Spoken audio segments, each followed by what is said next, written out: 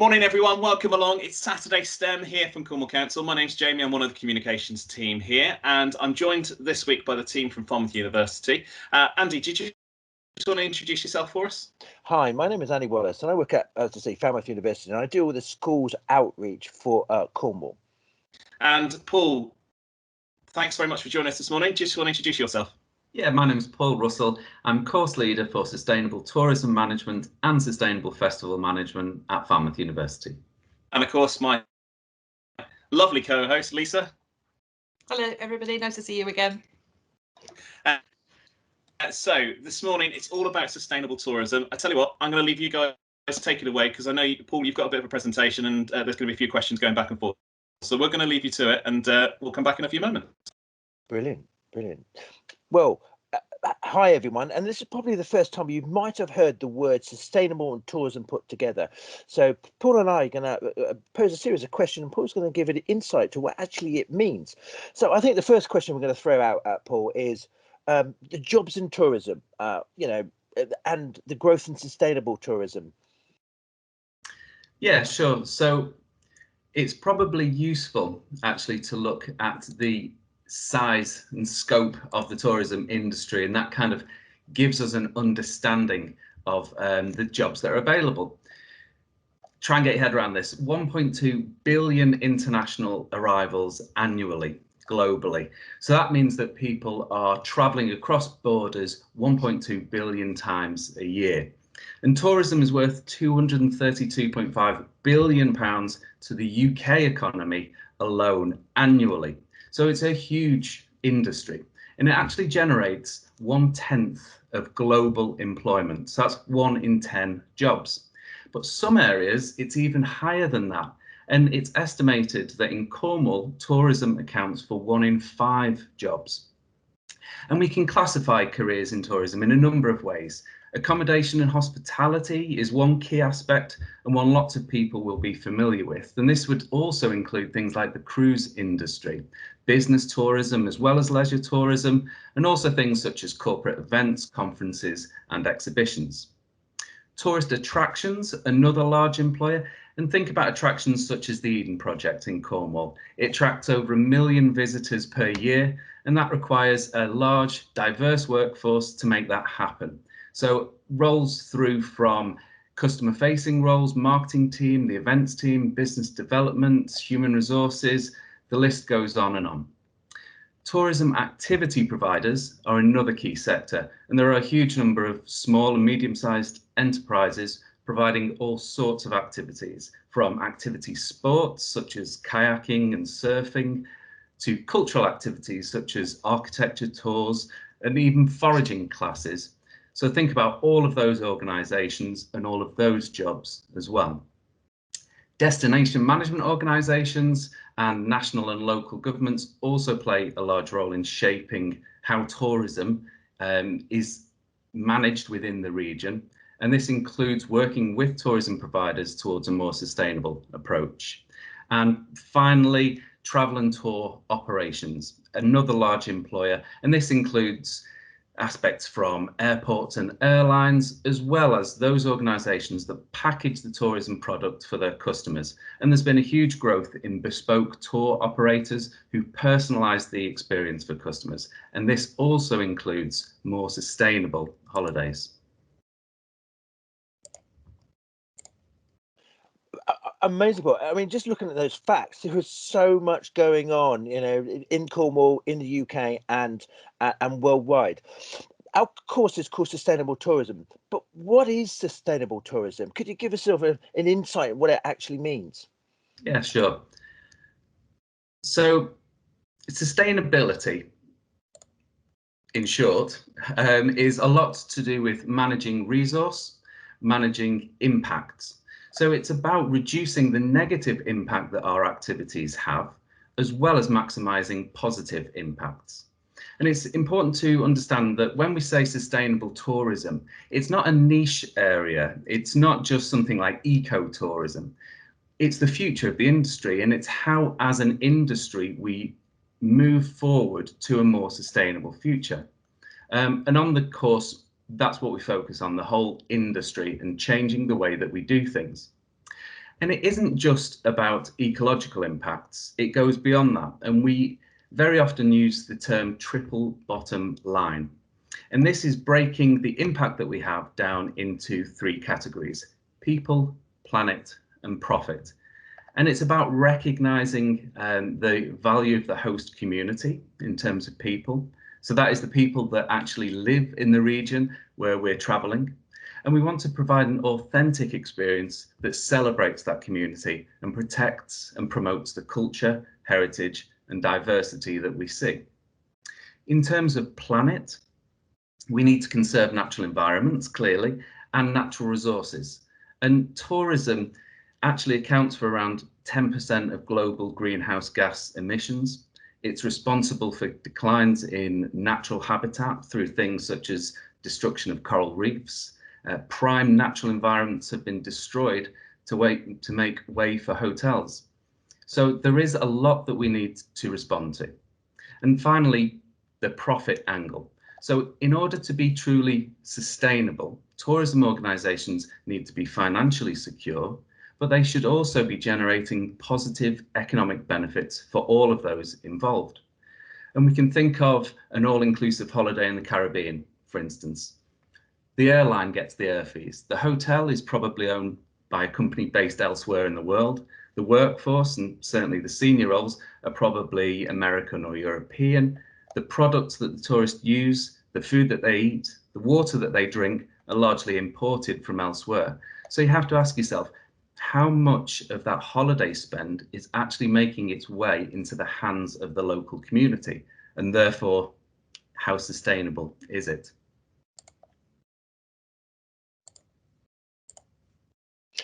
I mean, you talked about that last point about some of the issues of it, that social and economic impact into tourism. So, you know, you highlighted the issues, but so what can we do about sort of changing those negative sides of tourism? How can we make it good for everyone?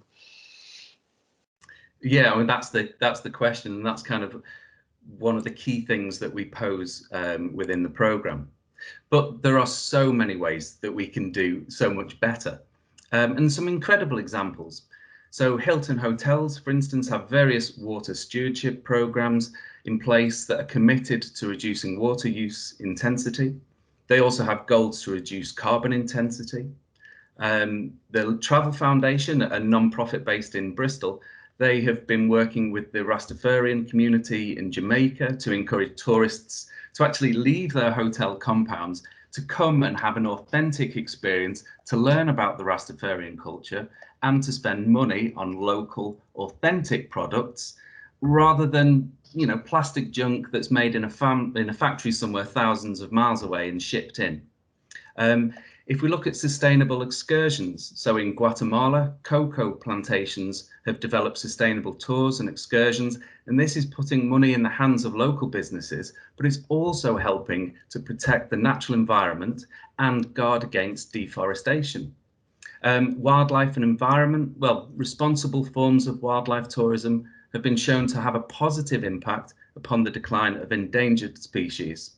And we're also seeing tourism pledge schemes being introduced in countries such as Iceland and Palau.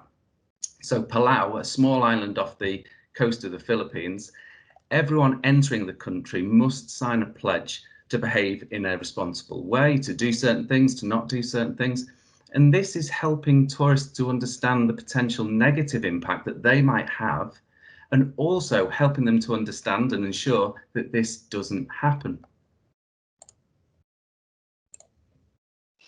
I mean, there's so much more than that sort of standardized bucket and spade and stuff. But so where are we going with the positives? Where is the industry going with it? And what are we teaching our students to embrace those positives in tourism? Because we're not trying to stop people going on holiday, are we? We're just trying to do it in a more responsible way. Oh, yeah, absolutely.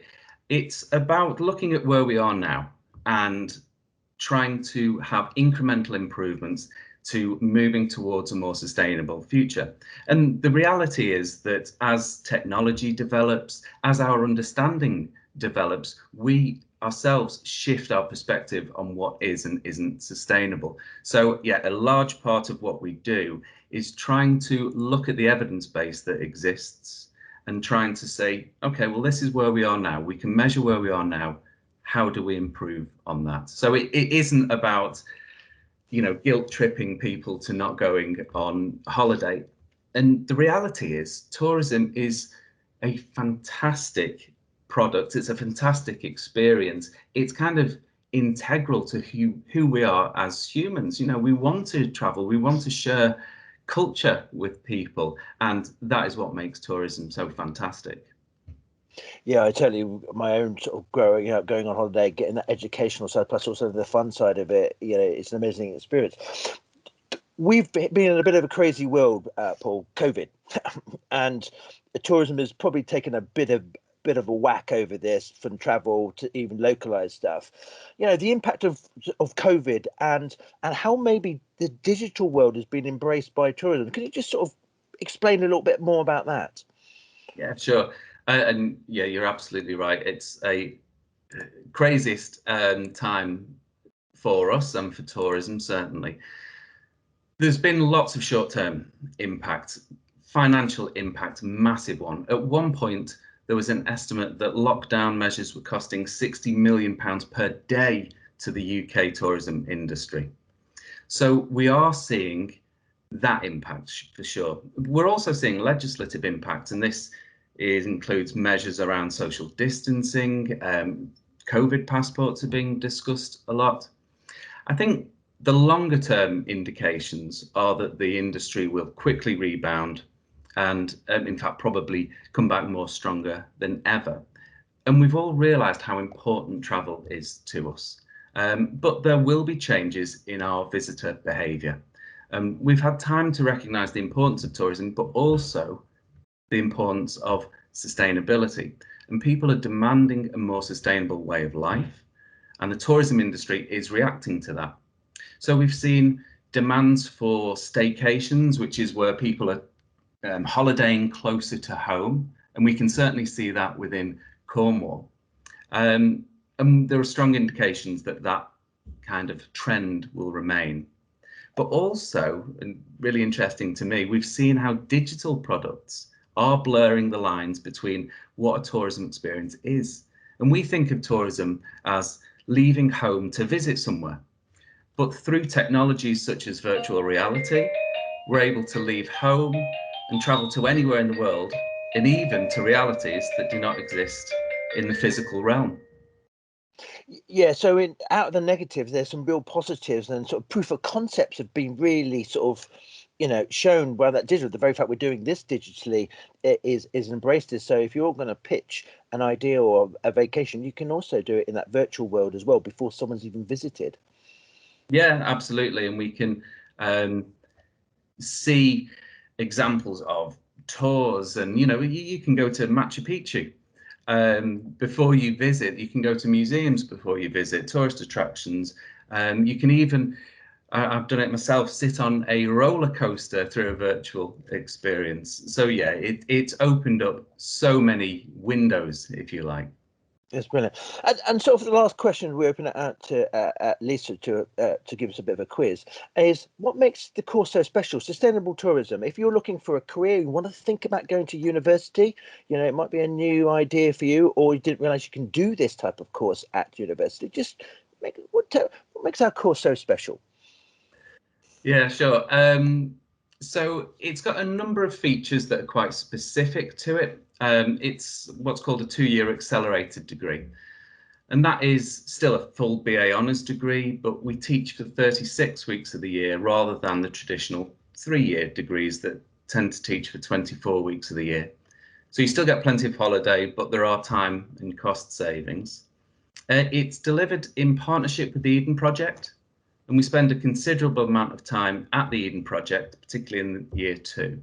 So we're really in the heart of the action at one of the world's most unique tourist attractions.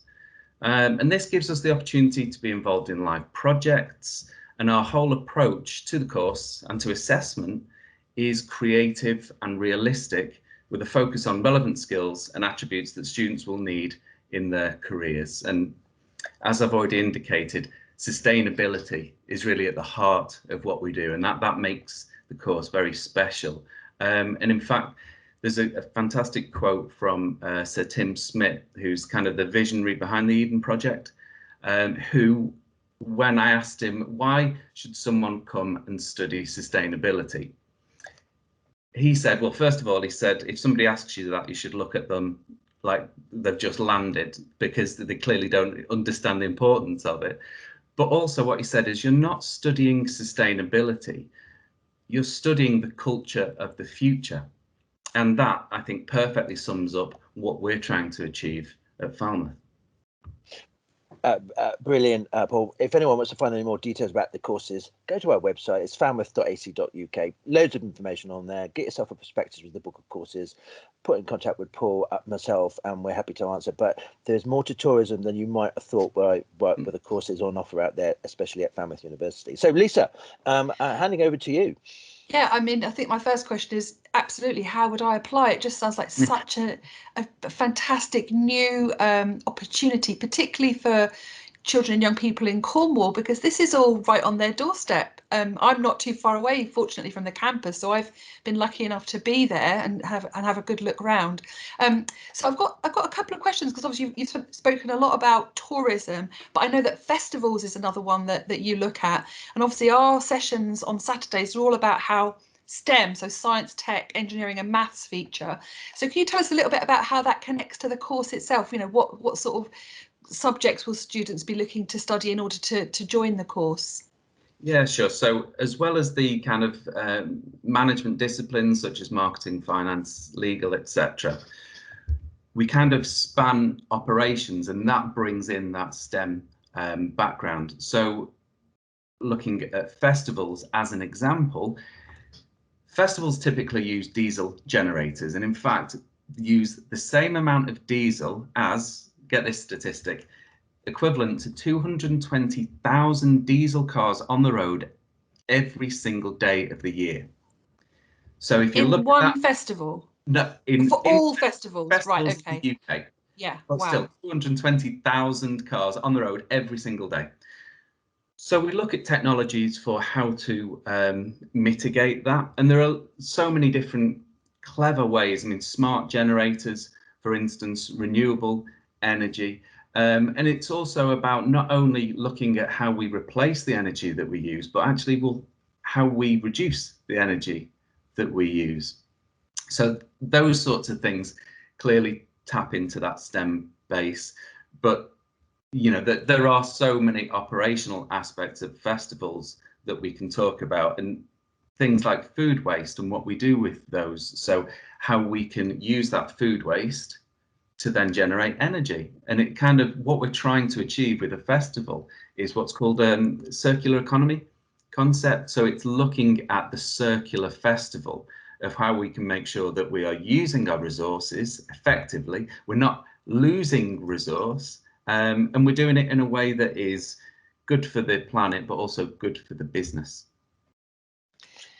Yeah, just sort of picking up on that, I thought your description of sustainability was one of the simplest and best descriptions I've ever heard, actually. Put it in such a nutshell, because I think even today, even young people are still not quite sure what sustainability perhaps means in the real world. You also mentioned that the opportunities for young people to engage in real businesses as well. That's at the heart of what me and my colleagues do about work experience and engaging with employers. Can you tell us a little bit about what the opportunities are there for students that are on your programs to engage with real business? Yeah, I suppose, well, there's many different opportunities. We have what we refer to as micro placements. So these are, each of the terms, there is a period of time that is set aside for students to take part in work placements. The first one is at the Eden Project, with opportunities for further placements at Eden, but also opportunities to go elsewhere. And in the past, we've had students that have travelled, you know, the length and breadth of the country. We had one student that went to Miami to work with a music artist manager. So that's one opportunity. The live projects that we get involved in are another opportunity. So when we are working on projects, we are very often working with a live client. So it's understanding, you know, how that live client is actually working day to day, how we can perhaps come in and make some suggestions or offer a product that they don't have. And for the tourism program, that even extends to going to an international destination. So we look at a destination that has a sustainability issue. We do research in the UK on the ground trying to understand it, but then we go over to the international destination.